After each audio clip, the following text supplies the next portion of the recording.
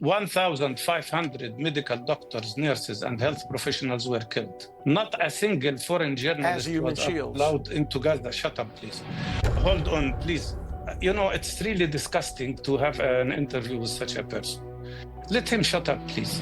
I think the real terrorist is you, and the real criminal is you, and the real criminal who defends criminals and sex traffickers is you, and you are the ones who defend people who are killed, have killed other people. You are famous with that. You defend the killers. So shut up, please, and let me finish.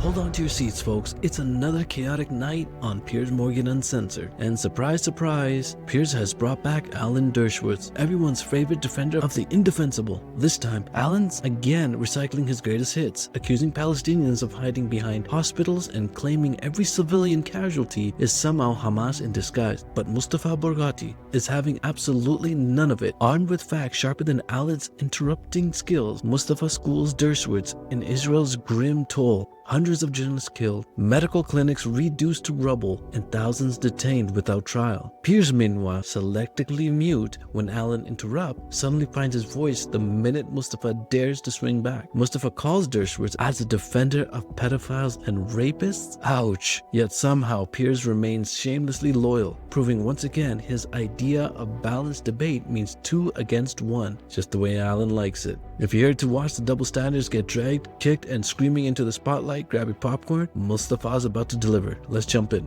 But if you want to destroy Hamas, you have to kill the civilians who are being used as human shields. It's a tragic choice. I wish Israel didn't have to make it. Okay. But it's a choice inflicted on them by Hamas. You can argue that they're wrong, but you can't argue that it's their responsibility. Okay, let's bring Mustafa back in. I don't accept that that is the only way Israel could have prosecuted this war. I don't think destroying Gaza and killing tens of thousands of civilians was the only option they could have done. I think it was driven by a rage. What's the other option? By the way, driven by an understandable rage after October the 7th, but that it has been completely disproportionate to what happened and completely alien to the way that Israel's conducted itself with other conflicts. That's why I don't understand it. And that's why everyone hates it so much. It's like, how many more people are going to get killed here? It's ridiculous. Mustafa. Well, there are so many points one has to speak about. But first of all, let me remind you and your guest with the following. According to World Health Organization, Israel bombarded 94% of all hospitals in Gaza. According to World Health Organization, that's right. Israel destroyed. I believe Israel that because Hamas hides underneath them. No, wait a minute. Israel destroyed. Today they killed another medical doctor. 1,500 medical doctors, nurses, and health professionals were killed. Not a single foreign journalist was allowed into Gaza. Shut up, please. Not a single foreign journalist was allowed into Gaza. Why? Because they want to hide the truth. That's a mistake. 228 Palestinian journalists were killed by Israel in this war while they were trying to report. More than that, 700 medical centers and hospitals were destroyed by Israel, including several clinics I am responsible for, where our medical teams work, and they were completely destroyed. One of our health workers, a lab technician, who lived in a house with his family, went out to buy products for his family if he could find products in the siege that is imposed on Gaza. And then he came back to find that his wife, his daughter, his 3 sisters, his 2 brothers, and his mother were all killed in one hit. Every day. Who was underneath the house? Who was using the house? Hamas was. Nobody. No, you can claim that all the time. You've just heard reports that the Israeli pilots coming back from Iran, who needed to get rid of the bombs they had in their planes still, decided to go and throw them on Gaza without even having targets. Oh, that is such a lie. That is such a blood libel. That's like denying the Holocaust. You're saying that they dropped bombs on Gaza? Listen, come on, that didn't happen. You can prove that by looking at the tracking of the. They didn't even fly over Gaza. They went the other way. It's just such a lie. All right, Mustafa, I have a question for you, Mustafa. Mustafa, I have a question for you. I have a question, Mustafa. But let me finish. But I have a question for you. Israeli Haaretz, the Israeli newspaper, not a Palestinian newspaper, reported that the Israeli high-ranking officers ordered their soldiers and officers to shoot people while they were trying to get humanitarian aid. Almost 600 people were killed while they were I want to go back to the bombs. I want to go back to the. Let me remind I want to you, go back to the bombs being dropped. Yahya Sinwar, the leader of Hamas, was killed while he was fighting Israeli soldiers in Rafah. He was not killed or hiding underneath the hospital. I have a question. I have a question, please. I have a question for you, Mustafa. Please. Last time you came on, Mustafa, you said that all of the 50 hostages who are believed to have still not been released, many of whom may, of course, sadly be dead, but you said they were all IDF soldiers. So we did some research into this, and at least 15 of them were not IDF. One worked as a massage therapist and a gardener in a kibbutz. One was a software tester in a tech company. One was a pianist with plans to study jazz in Tel Aviv. One was an electrical engineer and so on. You branding them all IDF soldiers was very disingenuous. It wasn't true. Okay. Didn't they all serve in the Israeli army? Is that what you meant? You said they were all. You said they were all IDF soldiers. If they serve in the Israeli army, they are soldiers. But as I just said to you, 15 of them were no longer. They're not under international law. They served in the Israeli army. You can't target civilians who once served in the army. About the 50. Hold on, please. You know, it's really disgusting to have an interview with such a person. Let him shut up, please. There are 50 Israeli prisoners. Okay. Some of them are killed. Unfortunately, they will not be able to get back to their families. Fine. But do you accept that many of them were civilians when they were taken? Nobody speaks. But hang on, do you accept, Mustafa? Do you accept that many of them were civilians when they were taken, not as you claimed, IDF soldiers?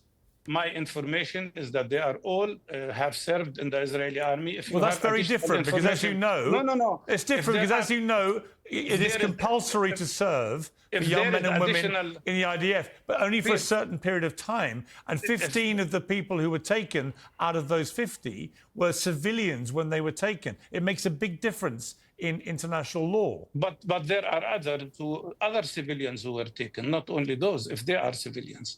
But that's not the issue.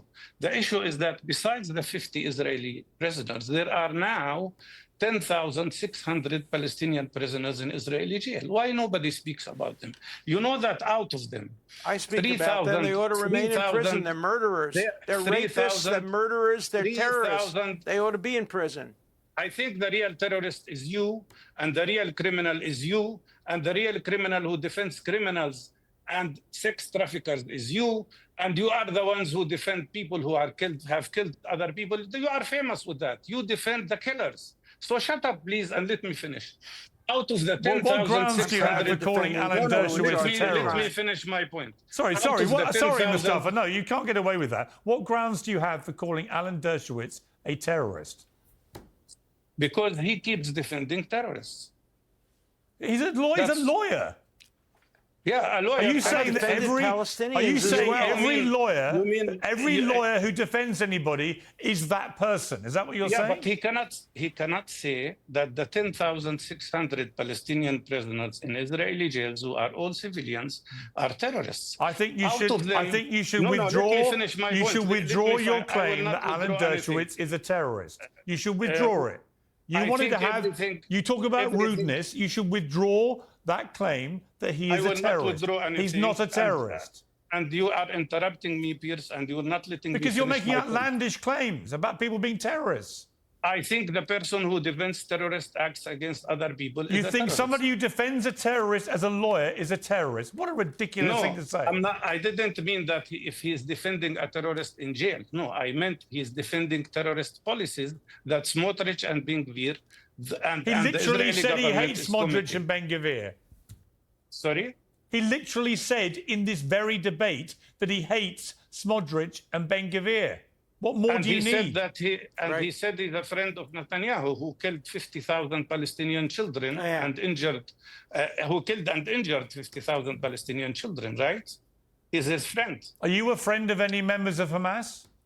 I'm not friend with anybody. I am going to tell you. Are you a friend of anybody in Hamas? Let me finish. Are you a friend, Mustafa? By your yardstick, are you a friend of anybody in Hamas? You are yes or no? Deviating. First of all, you did not allow me to finish. Are you a friend of anybody in Hamas? I am not a friend of anybody without me finishing my. I will not answer your question. Well, you will answer me because you've made that allegation against the other guest. No. Are you a friend of anybody in Hamas? Yes or no? I know people from Hamas. Okay. So does that make you a terrorist then? No. Does that make you a terrorist? No, of course not. No, of course not. One rule for you, another rule for Alan Dershowitz. It's pathetic. You can't do that. I never defended. No, you want to be balanced in your approach? Yeah. I will take your language here. I want you to be consistent. Let me finish my line. My line was, there are 10,600 Palestinian prisoners today in Israeli jails. Of them, 3,600 are people without charges, held without charges. No legal process, no due legal process. Their lawyers even don't know why they are in jail. To me, these are captives. Among them, there are 220 Palestinian children who are in Israeli jail. Do you know, or your lawyer knows, do you know that 660 Palestinian bodies are still held by the Israeli authorities? Some of them have been held by Israeli authorities in, I don't know what you call it, prisons or grave prisons. You condemn that. In jail are you willing? For more than 57 years. Is that acceptable? Are you willing to condemn? Are you willing to condemn? Well, let him respond. Let Alan Dershowitz respond, please. Well, folks, after that explosive debate, Mustafa Barghouti walks out holding the victory cake. Sure, it might have been messy, but sometimes truth isn't pretty, especially when you're fighting Alan Dershowitz's endless spine cycle of propaganda. Mustafa hit the mark precisely because even amid frustration and heated exchanges, he held firm to brutal truths. Thousands of Palestinians jailed without trial, hundreds of children behind bars, and hospitals bombed. Facts Alan and Piers conveniently sidestepped in their cozy little double-standard dance. Dershowitz, forever outraged at Mustafa's harsh words, seemed strangely comfortable smearing Palestinians as terrorists while playing victim whenever his own record got questioned. And Piers, well, let's just say his idea of uncensored somehow never applies to interrupting Alan's rants, only Mustafa's pushback. So hats off to Mustafa for facing down two opponents and still coming on top. Maybe next time Piers can pretend a little harder to be unbiased. But then again, miracles aren't his strong suit. If you enjoyed seeing Double Standard Shredded live, smash that like button, subscribe for more no-holds-barred breakdowns, and drop your thoughts below. Do you think Mustafa was justified of his frustration, or should Alan get thicker skin? Catch you in the comments. Bye for now.